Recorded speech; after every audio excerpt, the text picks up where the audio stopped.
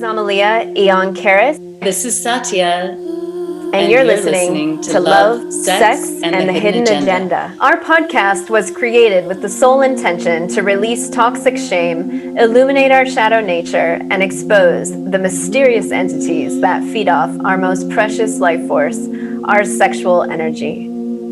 To learn more about our life-enhancing courses and transformational retreats, visit knowtheself.com. Let's dive in. So, do you feel less put in a box since you've been in Mexico? Do you feel more free somehow, or? Oh, that's an interesting question. Yeah, actually. Come to think of it. Yeah. I'm just thinking of I think that all my life,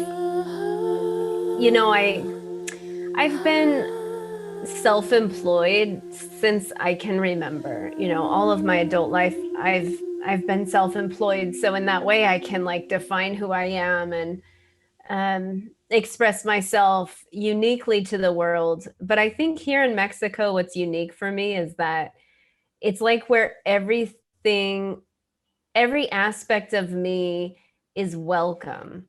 Whereas when I lived in San Francisco, partially it's what I was doing at the time, but in San Francisco, I was a business consultant working with Silicon Valley and high tech and all of that. And in that arena, I had to, my spiritual life was in the closet. And I never really talked about where all my information came from and where my ideas and actually my expertise lied. And so I had two lives basically. And I studied occult sciences in the background as I ran a tech company. And then I ended up in India, kind of swinging to the other end of the pendulum where I was just in the spiritual eye. I started working with that guru and had a retreat center for Kundalini awakenings, and I was running workshops, and I started teaching kind of consciousness studies in India, and I did that for a decade. And then coming back to the US, I was then reframing in spiritual workshops, teaching still along that line, writing the book and all of that. And in Mexico, but in that, when I went back to the US, I felt like something was incongruent, like the part of me that, and I felt that in San Francisco, in India as well, the San Franciscan in me wasn't being honored while I was in India, even though, I did do business there and I did things. But when I came back, I was just having this weird, where do I fit in? I'm not over here and I'm not over there. And then I find myself in Mexico, and it's awesome because there's so many people like me here. It's like I get to be spiritual and a dancer. I get to, be a vibrant female and talk about spiritual things. I get to run a business and meditate. It's normal. It's not, I get to be spiritual in business. I get to be business and spiritual, and that part of me that loves to dance and loves the, I don't know, the heat. I get to be on vacation and run a job, run a business. So it's kind of like all those juxtapositions that I had within me are what this area where I live is like. I mean, it's just part of the Mayan landscape. Of course, that totality of me will be welcome here. Where, when I lived in India, I couldn't wear anything showing my shoulders or my ankles. I had to dress very kind of felt repressed Muslim style, even though I was in a Hindu community. If I wore anything that was less than sort of full Muslim covering, I was under sort of a attack. Yeah. It's, I mean, in India, I feel like the way that they allow more than one thing to exist is that they can be, it's okay to be, the way that they bring spirituality into just their everyday, like it's literally a lifestyle and it's a part of kind of everything that they do, and it's not separate. I'm just kind of thinking about how, I don't know if, you know, it's an American thing, but we do separate out things a lot, and we have trouble integrating, you know, or if somebody does one thing, but they do another thing, it's kind of like, Well, it's funny because in India, yeah, I think that like we as Westerners maybe do have more of that partitioning, but in India, it's normal that a spiritual teacher could also be a womanizer, a pedophile, and a complete liar. Same in Japan, actually. When I lived in Japan, I was so shocked at the monks. I would go to monasteries and they drink. They're alcoholics. They're womanizers. I thought that they were like supposed to be celibate or whatever. No, they're just not married, but they're like at all the hostess bars with, you know, hiring girls for entertainment. And that shocked me. I was like, wait, this isn't what they're supposed to be like. So I don't know where that came from. Like, yeah, why like these two things can't exist together when pretty much they often do. Or like in our country, where we think, oh yeah, no, if you're in a spiritual place of power, then those things don't exist at all. No, then you're perfect over here. But then later we find out that all those things were existing the whole time. Yeah, so maybe it's just us. Maybe it is just us. I don't know.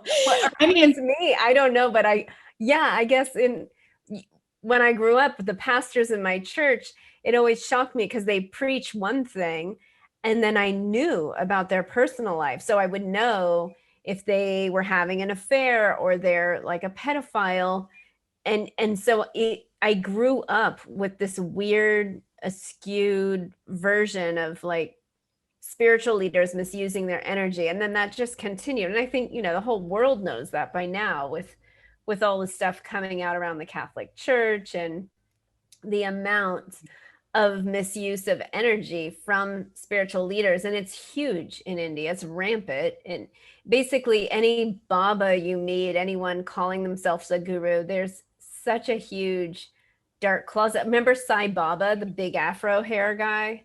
Yes. Like my ex-husband had a story about him that, you know, there was all these allegations that he had like a pedophile child ring internally, and people still by the millions follow the guy, and he's genius. He's a magician. He's incredible, but you know, he still had this dark shadow. And I know people who've, you know, dealt with it firsthand. It's not gossip. You know, they knew him, they had something happen. And wow. So I think, yeah, we see that all the time. But anyway, back to me. Right. Well, yeah. And I mean, like you, okay, you were a, you know, spiritual teacher with a school, and therefore you cannot be, you know, a sexy Latin dancer, you know, so right, exactly. Something like that. They're not supposed to go together, but they do. Yeah. So, I mean, that's like why I started the podcast, right? Because you never hear about the sex life of spiritual teachers. And I think the sex life of all spiritual teachers is pretty damn fascinating. Yeah. Yeah, it is fascinating. I'm just fascinated by by all of it, and the way that I love that you say that just, you know, in Mexico you feel like you can be this and be that. I've kind of been struggling here because you know, I'm a professional in the finance world and I have to present myself a certain way, but then I'm known in the spiritual community, you know, as a intuitive singer and sound surgeon. And when we do our retreats, I have a completely different thing that I'm doing, clearly. And so people. Oh, and then what about the fact that you're also a pole dancer? And there's that. Oh, yeah. Oops. Not for money, friends, just for like her own personal entertainment, but you're so good at it. How long have you been doing that? Like 20 years or something?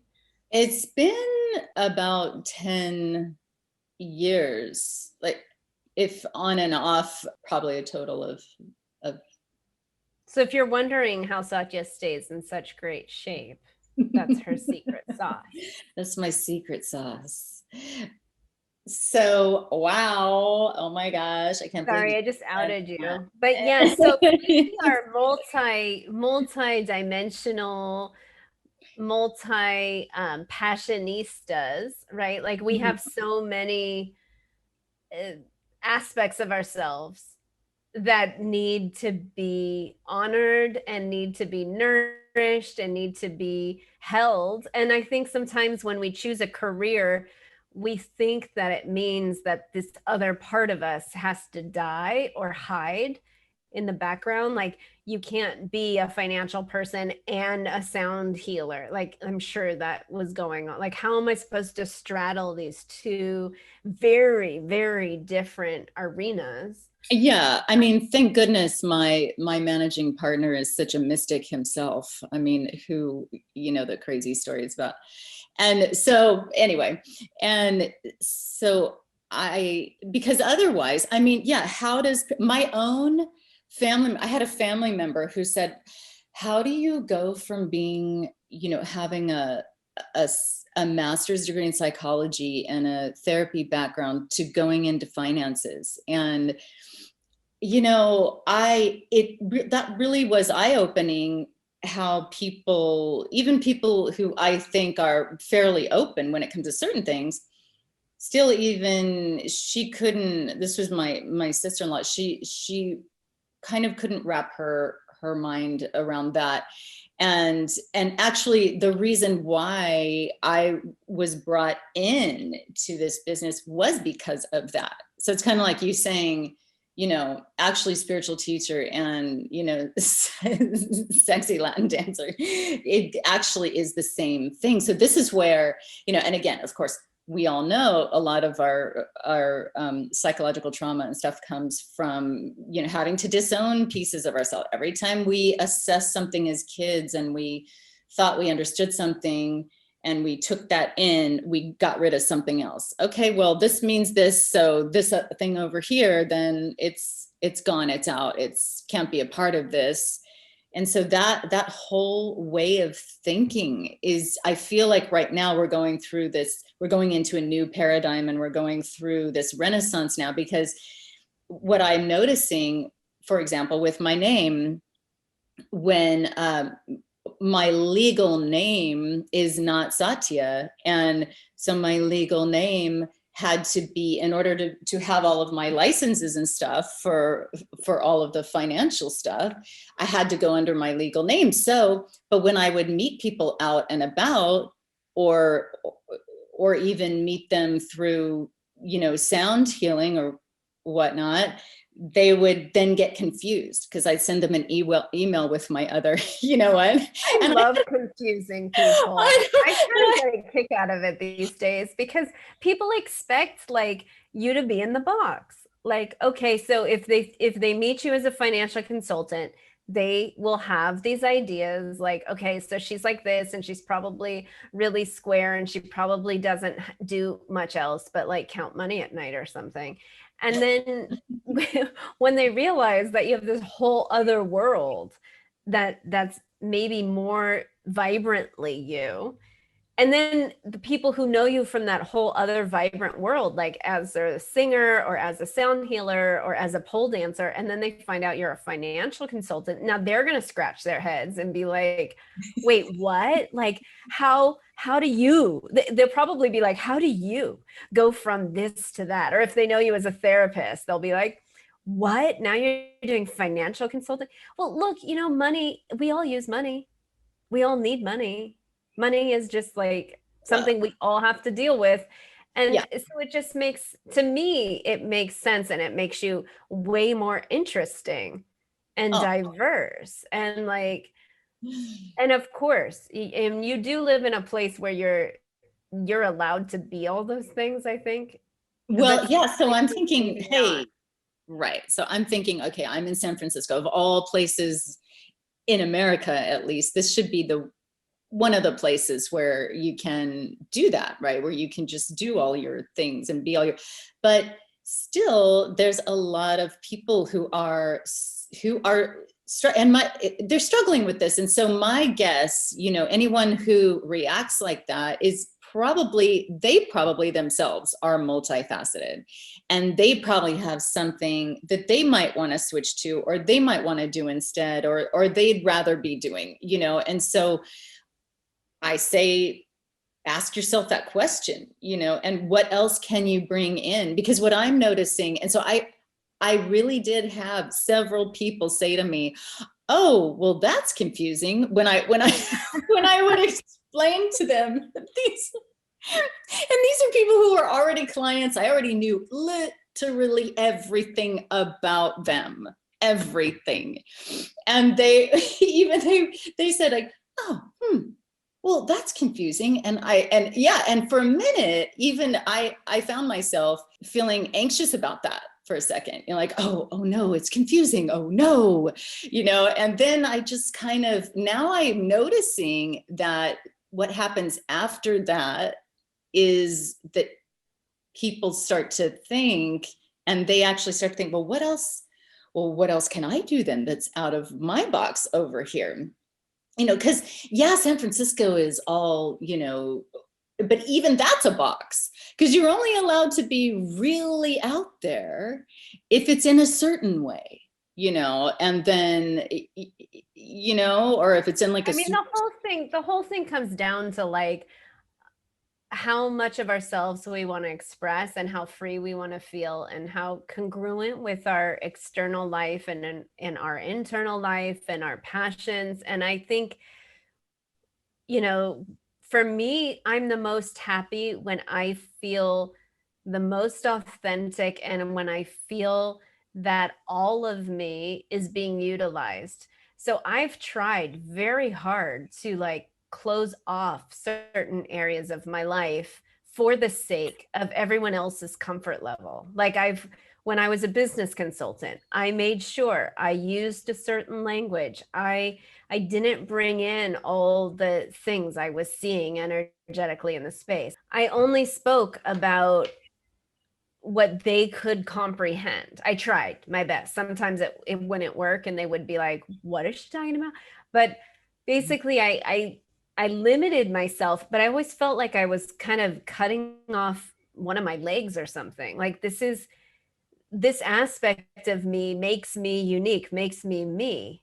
And it's one of my biggest assets. So then I kind of swung in the other way and was like, well, I just need to nurture this because these people over here, they're not acknowledging, you know, my special sauce or my hidden abilities. So I'm going to just go in that direction.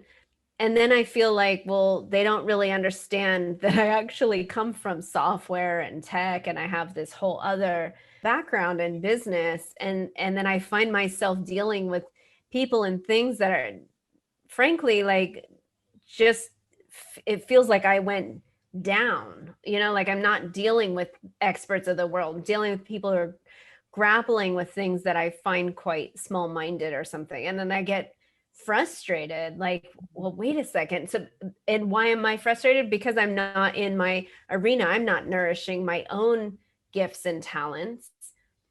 And I know you do this too in your thing. And so then I don't feel like I need to have all of me show up. And I think right now, this paradigm shift we're in that you're talking about is where all of us need to bring our totality online through our work. We need to find congruency and what is it that we're here to specifically offer. And so like if that means, I don't know, coming to a retreat with us and learning about finance, business, your life mission, meditating, pole dancing, and salsa dancing, well, and doing some sing-alongs, well, then that sounds pretty fun to and me. drumming and surfing and some other things. Yeah, like exactly, like all those things that give us a vibrant life are the things that other people are wanting. Like we all need that from each other. Like I would never want you to,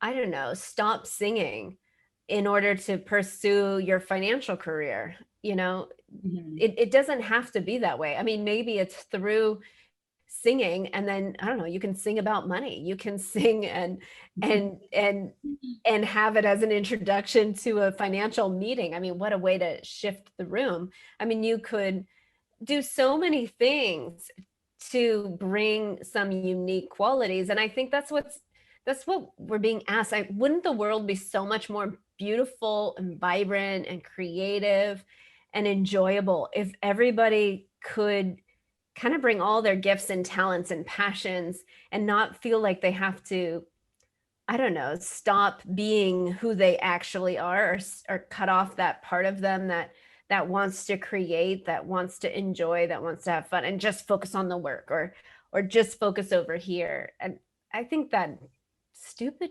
boxes, man, like we need to Yeah. just bust I them all think, up. yeah, we would for sure, people could be a lot healthier. I think they would breathe a lot easier. Like even just listening to you, say the just what you're saying, the last couple sentences, I feel myself kind of like loosening up and just breathing more. Just, yeah, it would be, people could feel that expansion a lot easier if they were bringing in their totality, because yeah, I mean, they would just be all the other things that maybe they get stressed about or wouldn't be so in their face, because Well, everybody feels they're trying to play this role. The amount of people that I have worked with that have told me, like, I'm sick of playing this role, or I studied this in college, or I got all these degrees or certifications, and yet I don't want to do it, or I launched my career and I feel like a phony because I'm just copying someone else's process, or I'm copying someone else's model,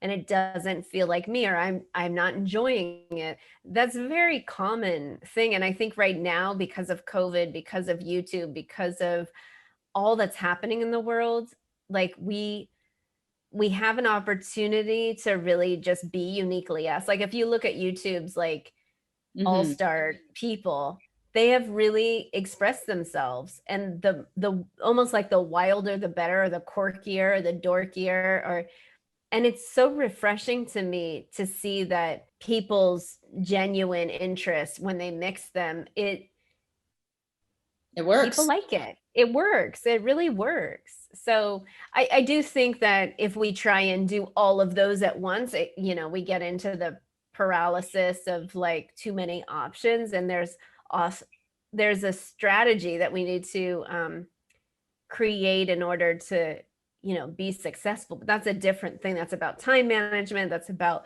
focus and strategy and planning. But I think that if we try to limit who we are, or we try to pretend we're something that we're not, or we are out of congruency somewhere in our lives, like not allowing all of us to show up, or we're pretending to play a role that isn't really the role we're in, or we're supposed to play, then we're going to feel stuck and sticky and Like we not can't very breathe, satisfied. and like we're small, and all of that. So this has to do with everything we talk about on this show, is integrating all of those things and just being unapologetically who we are. And this is, I feel like this is where we're going. I feel like that's why people get, it takes them a second. They like it though. I can tell they're No, confused everybody wants it. I and they mean, like deep it. down, they want it. Yeah, everybody wants it for themselves, and yeah, I think we But when need to you're be on the kind. like fringe of it, oh wait, what was that? We need to be kind to ourselves in the process, because this is something I think it's come up many times in my own life as I kind of reframe or evolve, or like live in my mission. Like the mission changes, but well, the mission doesn't change, but the way I'm delivering it, or the assignment of the mission changes. And so when the assignment shifts and I go, okay, well, now I'm going to offer my work in a different way, I'm going to evolve in this way, and all of the consciousness is evolving, like those are times where we're in that rebirth and renewal phase, and we have to be kind and patient and nurturing and find structures to support us and not beat ourselves up and try and go backwards, because we are in that evolutionary expansion point. It's just uncomfortable, and everyone's in it right now. I mean, we're all in it. COVID has forced us to expand and rethink our business, rethink our lives, rethink our relationships, rethink, our hobbies. My God, the amount of things that we couldn't do from lockdown. And now it's like, well, what do you do?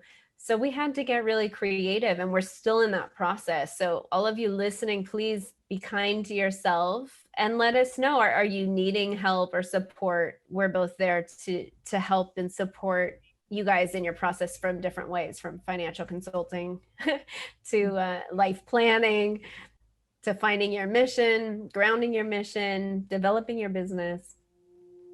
So yeah, just reach out to us. Yeah. Yes. Totality. Bring it to me. Beam me up, Scotty. I want to go to that world, that view you have right now. Beam me up, Satya. I'm beaming you up right now. Beaming.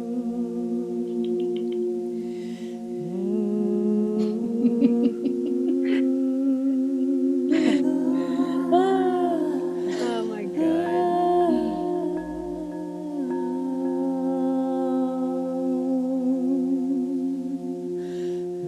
To learn more about our life-enhancing courses and transformational retreats, visit knowtheself.com.